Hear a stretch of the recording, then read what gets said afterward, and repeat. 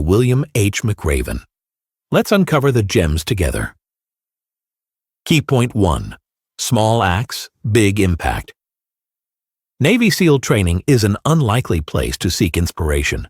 Most people, when they are at their lowest and life feels like a terrible movie, resort to self-help books or coaching sessions by successful entrepreneurs. What can the Navy offer them apart from military protocols and knowledge of navigation and engineering? If you think the same, you're missing out. The dangerous circumstances the Navy navigates often make officers reflect deeply on their lives and draw many valuable lessons. One such officer was Admiral William H. McRaven, who decided to use the wisdom he gained in the military to inspire other people. Without further ado, here is the first lesson.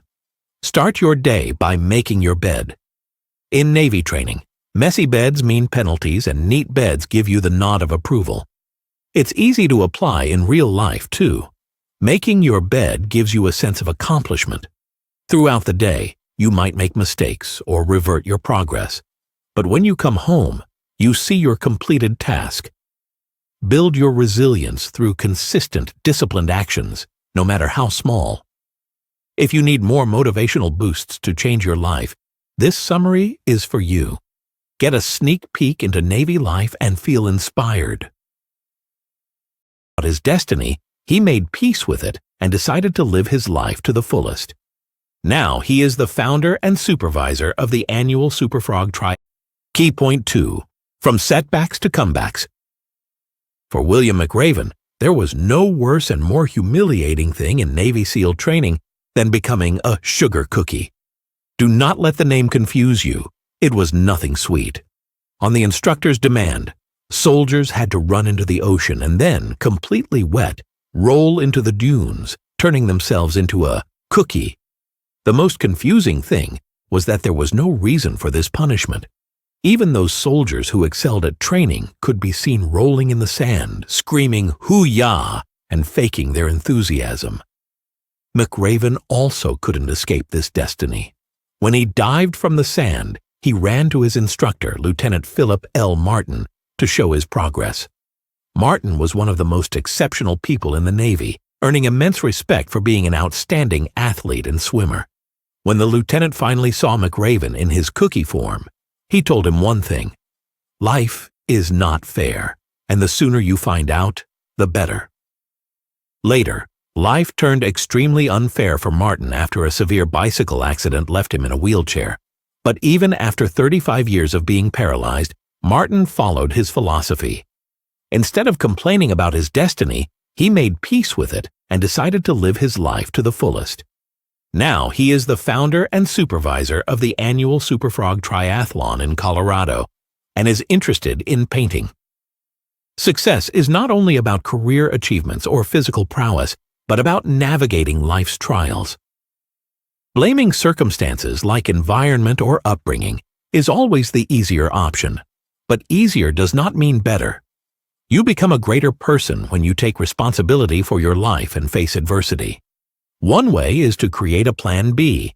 Consider possible negative scenarios, job change or health issue, and devise a backup plan you would follow. Work on your financial safety net to catch you in the darkest times. Did you know? Nelson Mandela, Stephen Hawking, and Malala Yousafzai stand out in history because they found a way around life's unfairness. Key point 3. Failure as a forge. In SEAL training, a swim buddy is one of the closest people a soldier can have. Swim buddies are interdependent because they are tied to each other while diving. They are partners and allies because they spend most of their time together, training and studying. And when one falls behind, the other gets punished. Swim buddies William McRaven and Ensign Mark Thomas failed their swimming training and anxiously anticipated their punishment, the circus. It was another intense training that happened at the end of the day, but there was a twist. The circus exercises were so exhausting that trainees couldn't meet the requirements of the following day. So they were bound to get into the vicious cycle of punishment again. As William and Mark entered the circus, which featured hundreds of push-ups, sit-downs, and flutter kicks, they were sure they would fail. But to their surprise, the circus brought them something completely different. Multiple exercises made them stronger, so they were far ahead of the others at the next swim. However, trouble struck again in 1983. McRaven got fired from the Navy. He wanted to introduce new changes to his squadron, but the old rules won. McRaven lost his reputation among his peers and thought his Navy career was over. However, McRaven's commanding officer allowed him to transfer to another SEAL team. Presented with the choice to return to civilian life or show others he was worthy of being a SEAL, McRaven decided to stay and learn from his mistakes. He was then deployed overseas, where he could prove his courage and ability to lead his comrades.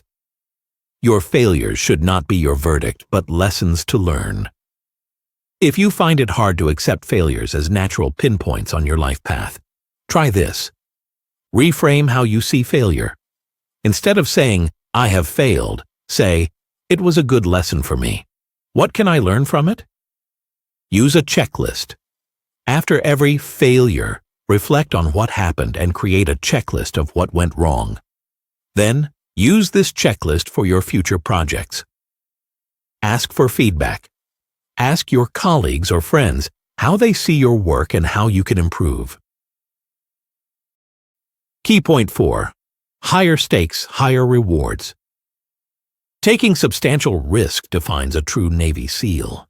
They conduct anti-terrorism operations everywhere, including cities, jungles, seas, and mountains.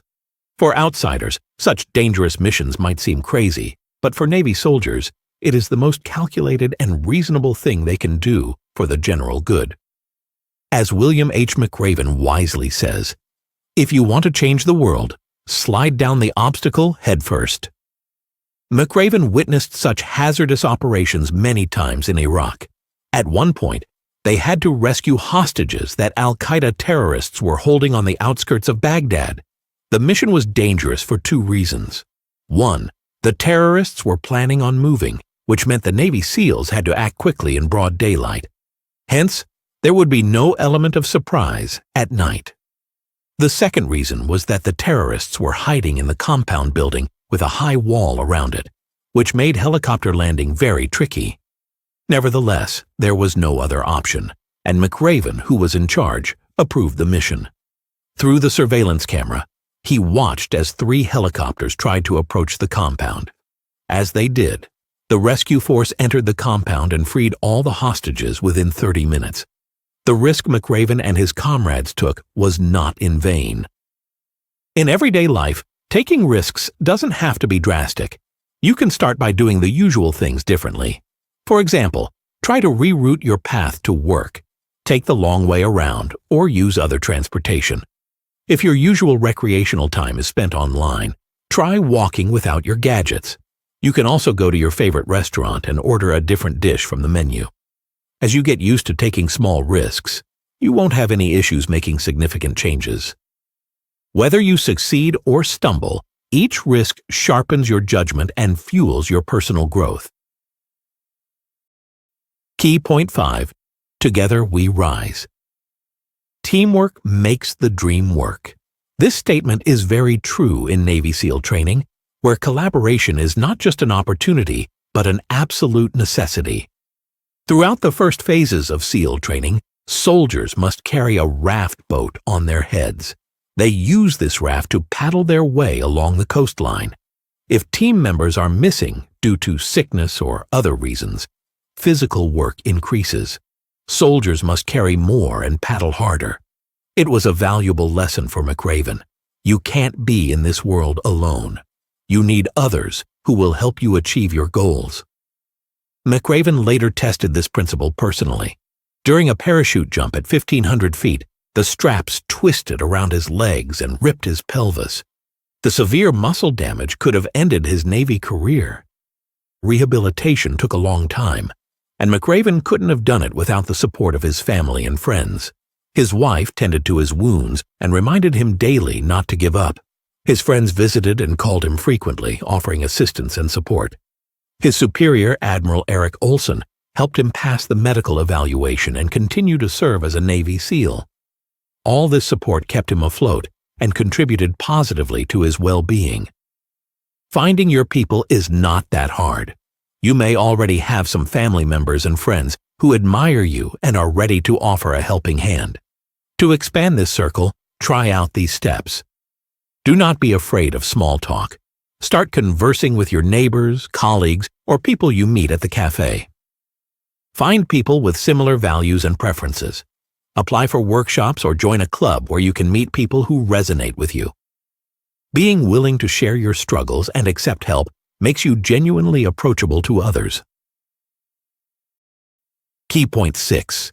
How to tame a tyrant. On one occasion in his military career, McRaven had to go face-to-face with the notorious Saddam Hussein.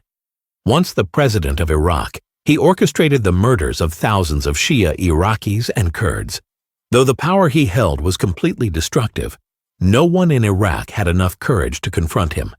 That was until U.S. forces captured him. William McRaven was one of the people who checked on Saddam Hussein while he was imprisoned. He immediately noticed the former dictator's aura. As the new leaders of Iraq went into the cell to talk with Hussein, they immediately stood at a safe distance from him. They yelled at him, but as he motioned them to sit, they did. He started speaking to them, and they went completely silent. Even without trying, genuine confidence effortlessly grabs attention and earns respect. Iraq's leaders wanted to prove to Saddam Hussein that he was no longer in charge, but he quickly established dominance. It was a simple act of bullying. McRaven decided to act differently around Saddam Hussein. He was the one who motioned him to sit. It was a clear message to Hussein that he was no longer important in that room and could not cause any fear. You might face bullies at school, work, or elsewhere. They often target people whom they perceive to be weak or those who struggle to stand up for themselves. Show weakness, and they'll come for you. However, you can handle bullying with these techniques. Save your resources and walk away. Bullies love when you pay attention to them. Try to distance yourself from the conflict and not waste your energy defending yourself. Get proof. If you cannot avoid being bullied, try to get as much information as possible about what happened. Time, place, and witnesses. It will help you immensely when you report it. Report it to the authorities. Tell others or people dear to you about your struggles. Inform those in charge, like teachers or supervisors. And always remember McRaven's words. If you want to change the world, don't back down from the sharks. Conclusion. On the first day of Navy SEAL training, trainees get a choice. They can either ring the bell to quit or stay. Of course, the latter means a lot of physical work and perseverance. Some choose the first option, while others challenge themselves, and very few regret their decision. In life, it is the same. Quitting may bring you comfort, but it will never bring you growth. Try this. Put everything you learned into immediate action with these 5 practices. Make your bed every morning. Start each day with a completed task. This small win creates momentum for bigger victories. Create a complaint quota. Give yourself only 5 minutes daily for complaints. Then shift your energy to finding solutions. Take one small risk weekly. Try a new route to work, start a conversation with a stranger, or order something different. Build your courage muscle gradually. Limit negative media exposure. Negative narratives drain your mental energy and undermine confidence. Choose what enters your mind deliberately. Serve others regularly. Volunteer in your community or help a colleague. Creating value for others builds purpose in your own life. Start small, think big. Master these daily disciplines, and you'll carry Admiral McRaven's unbreakable spirit into every challenge you face. That's all for now. More intriguing summaries are just a click away.